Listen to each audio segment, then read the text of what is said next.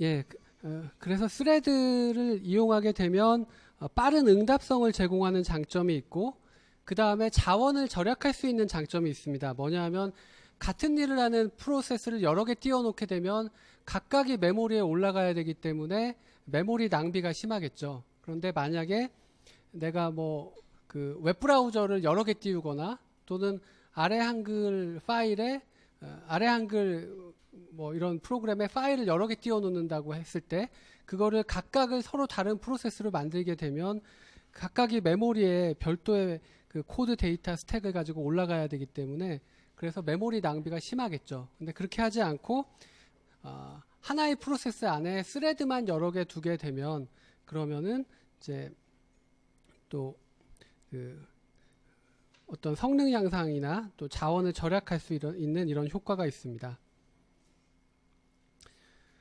그 다음에 그 다중 스레드가 이제 협력을 해서 스루풋을 높일 수 있는 이런 경우가 있고 또 마지막에 나와 있는 것은 좀 이례적인 경우인데 요거는 이제 CPU가 여러 개 달린 그런 컴퓨터에서만 이제 얻을 수 있는 그런 장점입니다. 뭐냐면은 병렬성을 높일 수가 있다는 것입니다. 예를 들면 뭐 1000 곱하기 1000 행렬을 곱하는데 각 행과 열을 이렇게 곱하는 거는 일단은 독립적인 연산이죠. 나중에는 더해줘야 되지만 처음에 이 각 행과 열을 곱하는 게 독립적인 연산인데 이제 CPU가 하나밖에 없으면 그러면 그거를 순차적으로 실행을 해야겠지만 만약 CPU가 여러 개 있다 그러면은 각각의 행과 열을 곱하는 이런 거를 서로 다른 CPU에서 실행을 한 다음에 그거를 나중에 합쳐주면은 그 더 빨리 결과가 나올 수가 있겠죠. 요때 이제 그 여러 개의 스레드를 사용하면 그러면 각 스레드들이 서로 다른 CPU에서 실행이 되고 그러면 이제 패럴렐하게 병렬적으로 실행이 되기 때문에 결과를 빨리 얻을 수가 있습니다.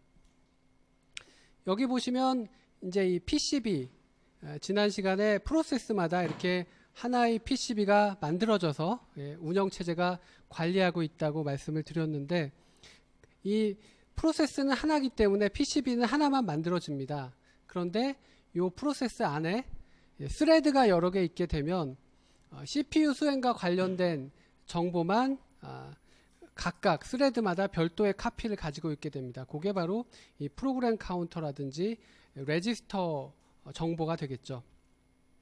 그래서 스레드는 이 프로세스마다 가지고 있는 정보 중에서 CPU 수행과 관련된 정보 요거만 각 스레드마다 별도로 가지고 있게 되는 것입니다. 그래서 아까 보여드렸던 그림이죠. 이 프로세스라는 건 보통 그 메모리 주소 공간에 이렇게 코드 데이터 스택이 있고 각 프로세스마다 PCB가 있게 되는데 이때 스레드는 프로세스 안에서 그 독자적으로 가져야 되는 정보만 이렇게 별도로 가지고 있게 된다는 것이죠. PCB에 있는 프로그램 카운터와 레지스터들이 이제 스레드마다 별도로 존재하고 주소 공간에서는 코드와 데이터는 공유하게 되고 이 스택 부분만 스레드마다 별도로 이제 가지고 있게 되는 것이죠. 이거는 이제 또 다른 그림입니다. 이 그림도 제가 별로 좋아하지는 않는 그림인데 뭐 교재에 나와 있는 그림이라서 이제 그렇게 그려 놓은 것인데요. 프로세스 안에 스레드가 하나 있는 그림이 이제 이쪽에 나와 있고 스레드가 여러 개 있는 거를 이제 우측에다가 그려 놓은 것이죠. 아까 말씀드렸듯이 이제 코드 데이터 그리고 이제 여러 자원들 같은 거는 이 스레드들끼리 공유하게 되고요.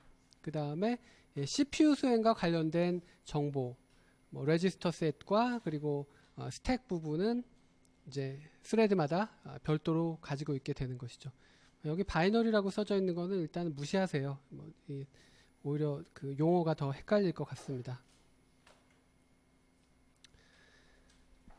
예, 그러면 스레드의 장점, 아까 대강은 설명을 드렸는데 이 스레드를 사용하는 장점은 크게 4가지로 요약을 해볼 수가 있습니다. 첫 번째는 응답성이죠. 사용자 입장에서 빠른 겁니다. 왜 빠르냐 하면 웹브라우저가 스레드를 여러 개 가지고 있으면 웹브라우저라는 하나의 프로그램이 스레드를 여러 개 가지고 있게 되면은 하나의 스레드가 이제 멀리 있는 서버에서 그림 파일이나 HTML 같은 거를 이제 들고 오는 동안에, 정확하게는 뭐 이렇게 설명을 드릴 수도 있을 것 같아요. 먼저 내가 웹브라우저를 띄워놓고 어떤 그 포털 사이트의 홈페이지 주소를 치게 되면 제일 먼저 그 홈페이지에서 HTML 문서가 날아오죠. 그러면 그 문서를 그 웹브라우저 화면에 디스플레이를 하려고 봤더니 그 문서 안에는 여러 가지 임베드된 이미지들이 있어요. 그러면은 그거를 웹브라우저가 이렇게 해석을 해서 이미지들을 다시 그 웹서버한테 요청을 하죠. 그래서 그 이미지들이 다 도착하면은 그 HTML 화면에다가 텍스트도 집어넣고 중간중간에 이제 이미지도 넣어가지고 하나의 웹페이지를 완성해서 사용자에게 보통 보여주게 되죠. 근데 그런 과정에서 그 제일 먼저 HTML 문서를 읽어온 다음에 그 안에 있는 이미지들을 다시 이제 웹서버한테 요청을 하죠. 그러면 그게 오래 걸리는 작업이기 때문에 보통은 이 프로세스를 블럭시킬 겁니다. 그러면 사용자 입장에서는 그 답답하겠죠. 그 웹페이지를 읽어오는데 이제 그 프로세스가 블럭이 됐으니까 화면에 디스플레이도 못 해주고, 그래서 오래 걸려서 답답한데, 그렇게 하지 않고 이 웹브라우저를 여러 개의 스레드를 사용해서 프로그램을 만들게 되면 그 먼저 HTML 문서를 갖고 와서 그 다음에 그 안에 있는 이미지 파일들을 다시 웹서버한테 요청을 하게 되죠. 요청을 한 순간에 이제 원래는 그 프로세스가 블럭이 되는데 이제 스레드를 여러 개 두게 되면은 그 네트워크 요청을 한 그 스레드만 블럭이 됩니다. 그러면 이때 다른 스레드가 이미 읽어온 HTML 문서라도 화면에 먼저 디스플레이를 해주게 되면, 그러면 이제 사용자 입장에서는 조금 답답함이 덜 하겠죠. 그림은 좀 나중에 나오더라도 텍스트라도 먼저 이렇게 나오기 때문에 더 이제 빨리 이제 결과를 볼 수가 있게 되는 것입니다. 그게 이제 응답성에서의 장점입니다. 요거를 이제 그 전 시간에 배웠던, 오늘도 설명을 해드렸죠. 동기식 입출력과 비동기식 입출력 차원에서 설명을 해보자면 이런 거죠. 이 이미지 파일을 그 읽어오는 동안에, 즉 IO를 실행하는 동안에 이 프로세스를 블럭시키는 게 아니고, 이 프로세스는 그 IO가 끝나기 전에 CPU를 얻어서 화면에다가 HTML 그 텍스트만 먼저 디스플레이를 해주는 겁니다. 즉 그림을 읽어오는 작업은 오래 걸리지만 그 읽어온 결과를 보고 다음 인스트럭션을 실행하는 게 아니라 그 읽어온 결과와 무관하게 실행할 수 있는 거, 화면에 텍스트라도 먼저 보여주는 이 작업을 먼저 하게 되면 요게 이제 일종의 비동기식 입출력이라고 볼 수가 있겠죠. IO 결과를 보고 작업을 하는 게 아니라 IO 던져놓고 할 수 있는 작업을 이 프로세스가 먼저 실행하는, 뭐 그런 게 이제 스레드를 이용한 그런 응답성을 향상시키는 방법이 되겠습니다. 예, 스레드를 사용하는 두 번째 장점은 이 자원을 공유하는 겁니다. 만약에 똑같은 일을 하는 프로그램이 여러 개 있는데 이미 설명드렸죠. 그거를 별도의 프로세스로 사용하는 것보다는 하나의 프로세스를 만들고 그 안에 CPU 수행 단위만 여러 개를 두게 되면 코드, 데이터, 그리고 각종 자원은 이 스레드들이 공유를 하게 되죠.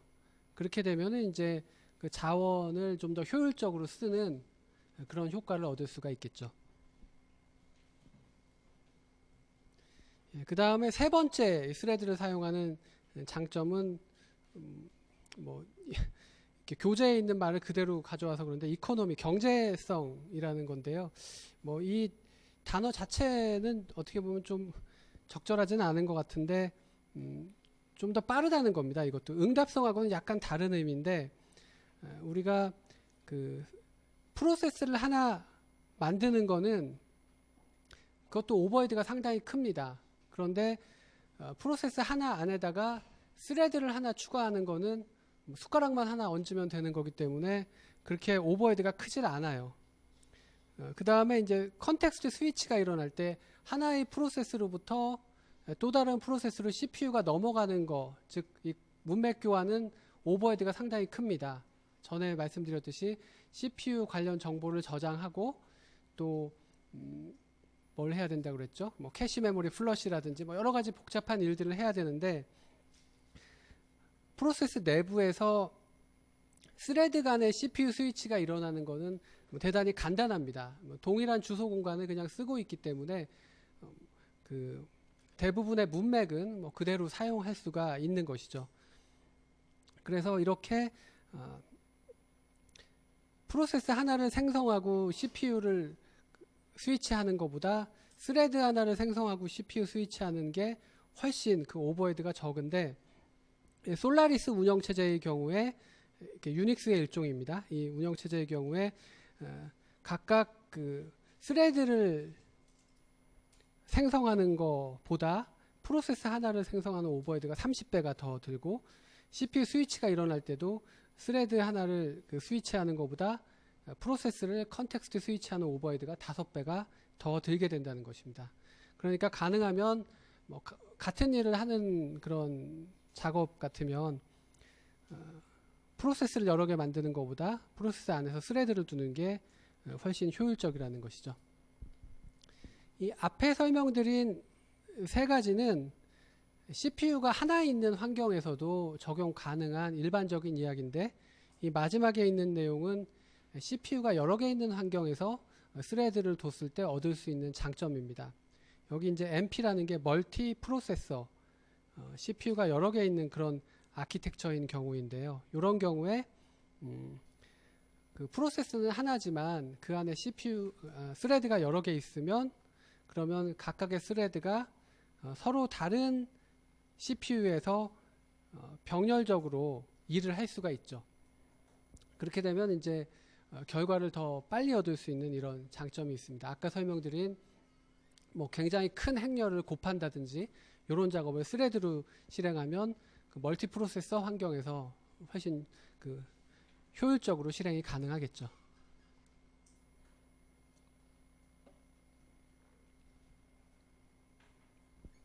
예, 스레드를 구현할 수 있는 방법에 대해서 자세한 설명은 드리지 않겠습니다만 이제 어떤 스레드는 운영체제 커널에 지원을 받고 있고 또 다른 스레드 구현 방식은 라이브러리 형태로 구현을 하고 있습니다.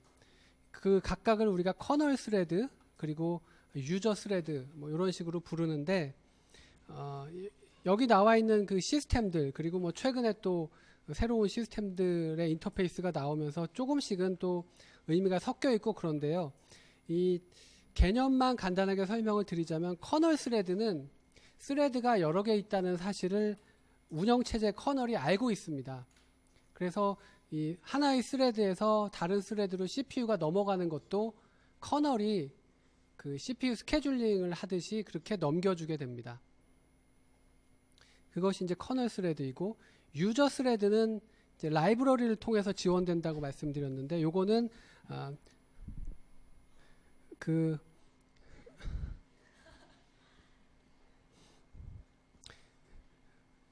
프로세스 안에 스레드가 여러 개 있다는 사실을 운영체제는 몰라요. 운영체제는 모르고 그 유저 프로그램이 스스로 여러 개의 스레드를 관리하는 겁니다. 그 라이브러리의 지원을 받아서 관리를 하는 건데 그렇기 때문에 이 유저 레벨 스레드는